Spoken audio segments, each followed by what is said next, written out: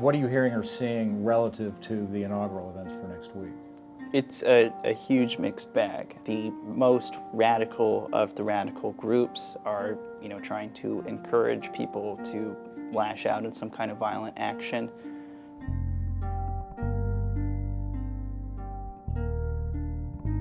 But I'm seeing more discussion of the events that were planned around the inauguration being potential false flags organized by federal law enforcement to arrest members of these movements. Oh, interesting. We've seen kind of the narrative flip, I think. As more people get visits from federal law enforcement, I think it's starting to set in for a lot of them that they need to tread very carefully right now. Is it your view that the extremists broadly look at January 6th as a victorious moment?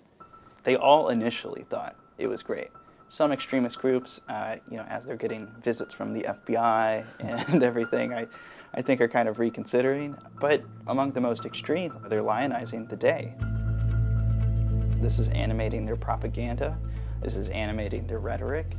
And it's those groups, even though they may be a smaller subset of the bigger picture, that are much more violent and much more deadly that I really have the concerns about. Too often we've thought of, this online extremism and disinformation as just things on a computer screen. But these often and frequently translate into real life dangers. After what we saw and the people dying, as a result of this, I don't think you can be too careful.